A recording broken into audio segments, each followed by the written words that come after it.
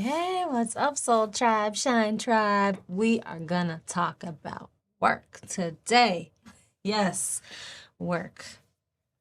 There is a phrase I've been thinking about, and I wanted to talk with you all about or explore our thoughts about it that says work can't love you back.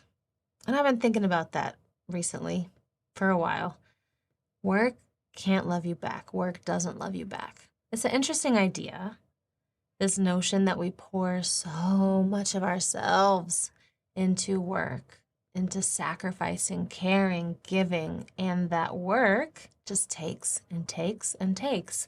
And it doesn't give us love back. It doesn't care in return. It's just a one-directional relationship where we show up fully, but work doesn't reciprocate.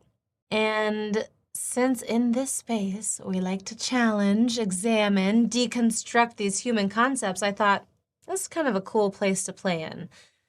What happens when we believe that work doesn't love us back? How can we use a relationship framework to change our relationship with work? And how can work love us back? That's the progression I want to go through. So the first idea to play with is like, okay, cool, we can subscribe to this idea that work doesn't love us back. That's fine. But let's just take a look at it. What is the impact of that belief when we believe that, when we subscribe to that, when we position work as like a villain or a parasite, something that sucks the life out of us? I think, at least for me, you let me know what you think and how that feels for you, but that kind of puts me in like a disempowered position. Because then I'm waiting for like work to make me feel fulfilled or worthy or validated or give something back to me. But I have this belief that it doesn't, that it can't. And like, let's just be real, like work can't, right? If we're saying that work can't do that for us, work can't make us feel any kind of way, work can't care for us. But as humans, since we're meaning makers, since we're sentient and we attach stories and character and emotion to things, we do it to work. So what kind of narrative then am I giving to my work? Is it a villain that drains me? Or can I shift it a little bit, at least to be neutral, just like a space that I show up in? Because at least neutrality is better than seeing work as something that steals from me. And I think that one helpful tool we can use is relationships, because that's ultimately what we're talking about here, is a relationship to work. And so in our relationships, we carry these unspoken rules about how people should behave, how they should treat us, how they should make us feel. And that's like an instruction manual that you have for a car, for an appliance. It's like an instruction book that says, you lift the hood and check this and check that to check the engine light when the engine light comes back on. And in a relationship, if I'm feeling angry because, I don't know, you didn't take out the trash, then you got to take out the trash so that I'll feel better. Like, same with work. If my boss was more supportive, I'd feel better. If my coworker recognized my efforts, I'd be happy. If my patients saw all the sacrifice I do, I would feel like seen, valued. But here's the problem. Most people don't know that they're being measured by these invisible rule books, because we don't tell them. We don't go around saying, hey, you got to treat me like this and that so that I can feel good. We just expect them to like behave a certain way. And sometimes our expectations are like real basic, we think, like just be on time, just be respectful, just be professional, just listen. Like that doesn't seem so hard. Why can't people just do that? But the problem is when we have these basic expectations and people don't behave that way, then we feel hurt, we feel frustrated, and we resent them.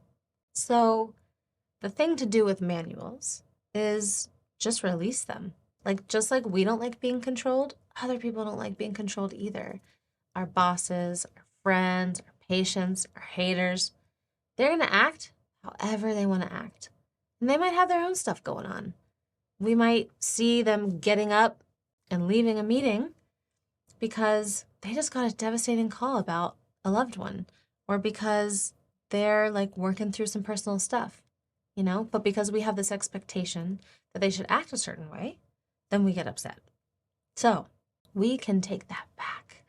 We can release trying to control others, manipulate the situation, the promotion, the patient, the project, whatever it is. We can just release it and let it be what it's going to be so that we don't feel drained and powerless. And there is no longer a need for someone to meet our expectations for us to feel good.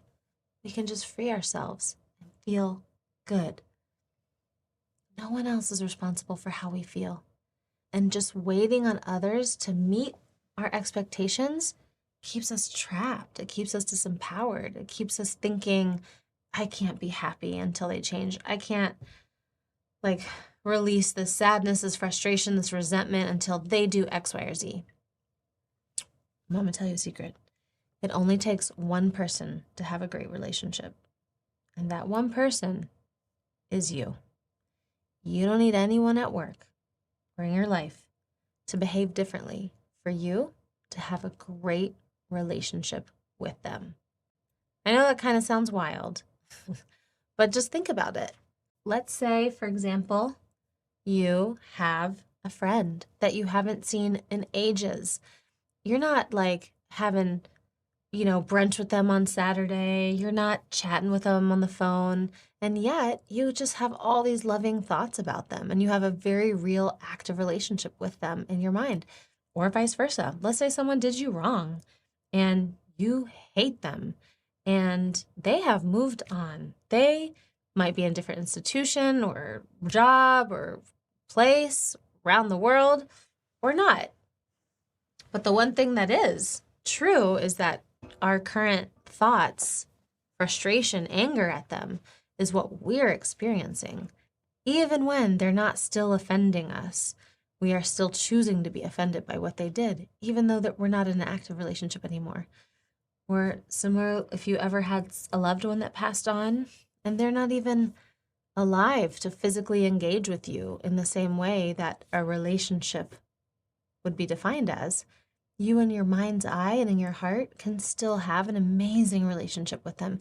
And you don't need them to do anything. You don't need them even to be here with us. And so the same can be that way with our relationship to our job, whether it's with a boss, a coworker, somebody you don't like.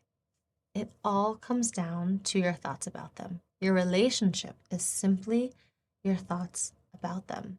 You can have kind, supportive thoughts about someone, even when they're not contributing to those thoughts, right? It only takes one person to create either a wonderful or a terrible relationship. And that's you, my friend. So the next time you catch yourself thinking like, dang, my boss needs to be more supportive so that I can feel good about this thing, or my coworker doesn't like my ideas, so I don't feel valued. Just stop and ask yourself, what if they don't need to change at all for me to feel good, for me to feel valued, for me to feel supported? Can I release my manual for them and still love the work I'm doing for me, no matter what they think? I'm doing this job, I'm having these ideas, I'm doing this project because I love it, because I value it, because I see it. And I don't need anyone else to support that, to know that, to see that. How can it be enough just for me to give it to me? And you know what the crazy thing is that even though we're focusing on ourselves, our internal world creates the foundation, the fabric for our external world. And just follow this through with me. But if we stop expecting people to meet our every need, we stop trying to control their behavior, think about what that does, how we show up to them, right? We're so much more free, we're so much more relaxed, and they now have space to be themselves, to be vulnerable. You actually create room for intimacy because they can be exactly who they are. They're not needing to be anything for you. You have freedom to be you and support you without needing anything from them, and they have freedom to be who they are.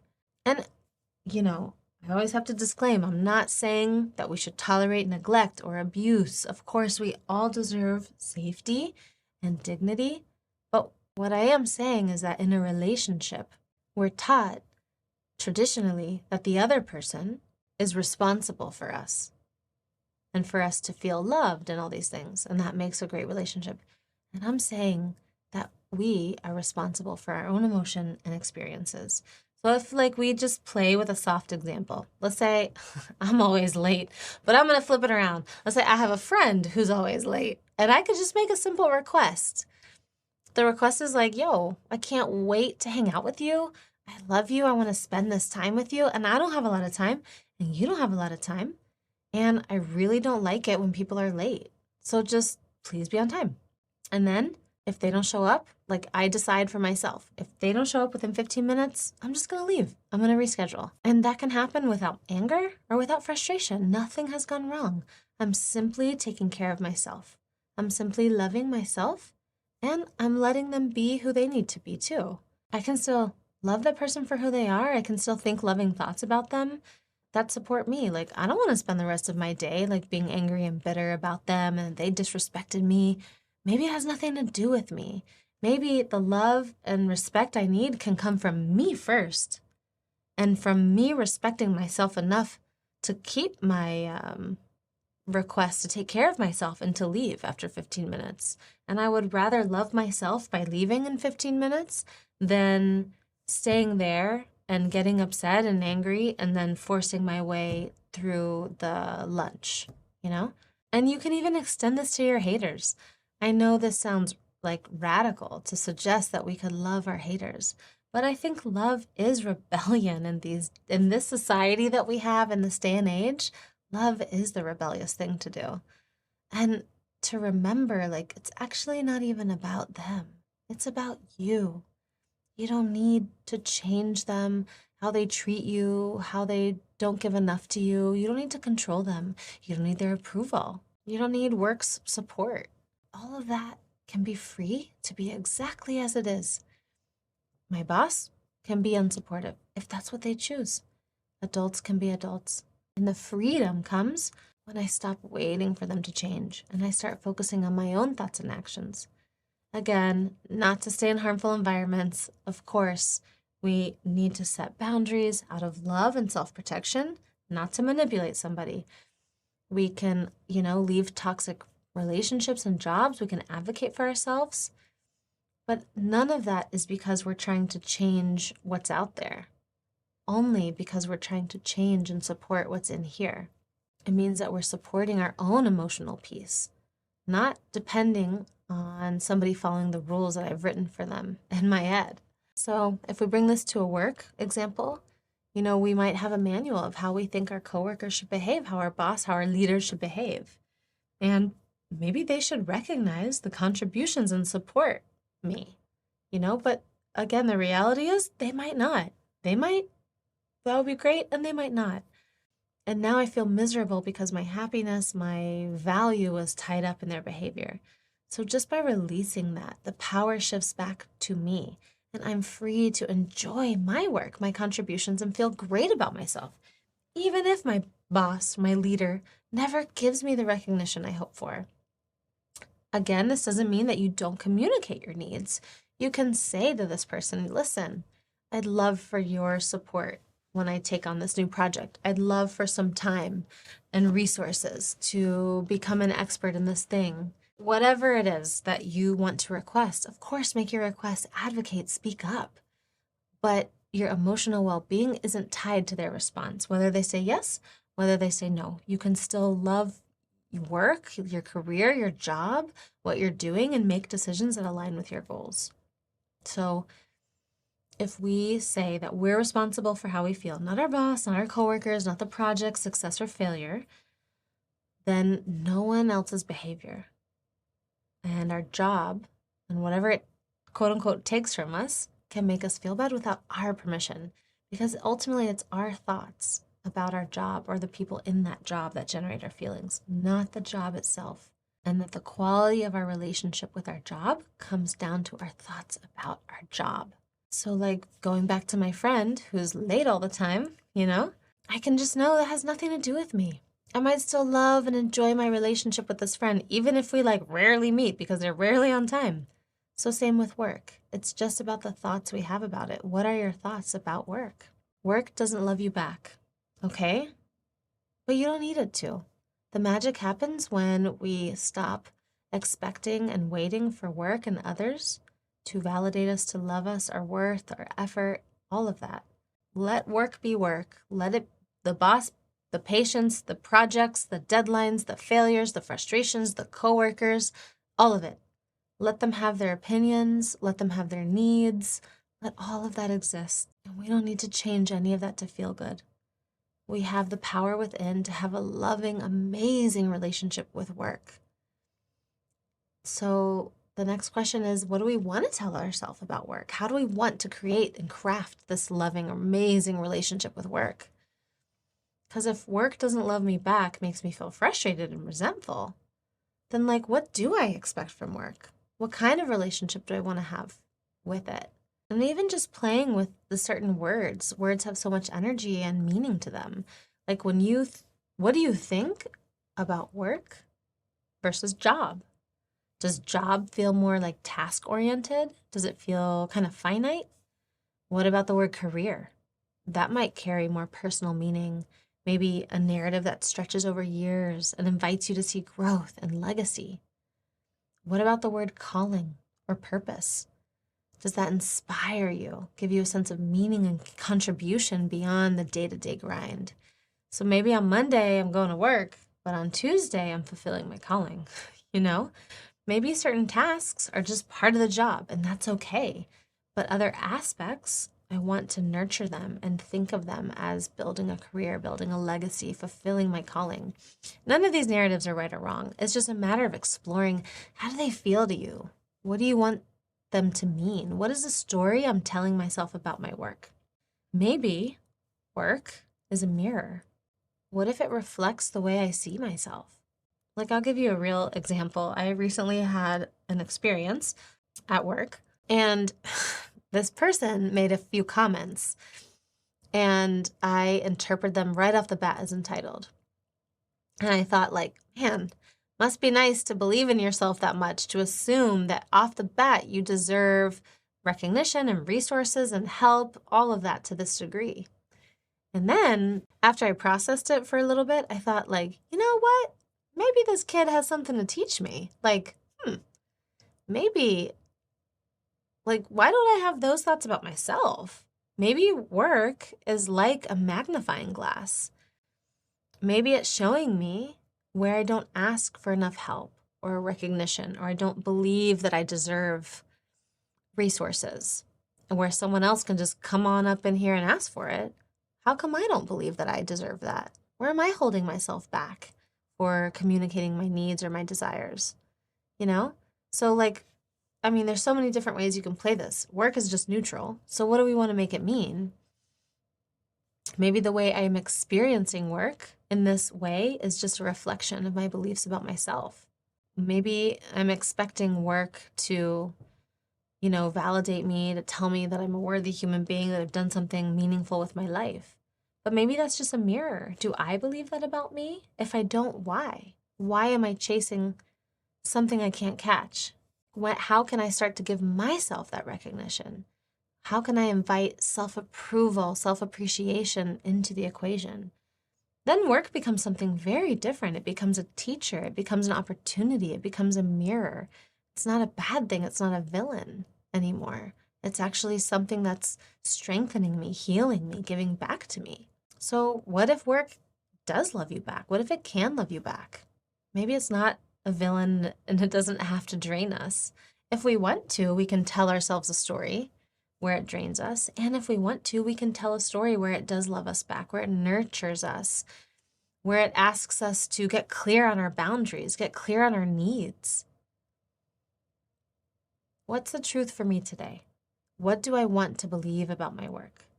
Because ultimately, our relationship with work is just a relationship, just our thoughts about it. And the beauty is that we decide what that relationship looks like. If we make work responsible for our peace, our fulfillment, our worthiness, we're always going to feel disempowered. But if we invite our own self-love, our own self-appreciation into the equation, now work can become a space where we grow, contribute, and thrive, where we can see ourselves, where we can see the stories that we tell about ourselves and about others and about the world. So for our ending tradition, those are some of the questions I want to leave you with. If I were in a relationship with work, what do I believe about it currently? What am I expecting from it? And what do I want to believe about it? You know, what are my hidden expectations or manuals that I have for work to make me feel good? Is it valued? Is it appreciated? And how can I let those go and give that to myself? What is a relationship I want to have with work? How can I use it as a teacher, as a guide, as a lover, as a play date? Whatever you want, just play. Insert anything you want. I am wishing you all play, possibility, and peace, and wishing you to feel so supported in this space, so honored to be a part of your soul tribe. Sending you love and seeing you next week.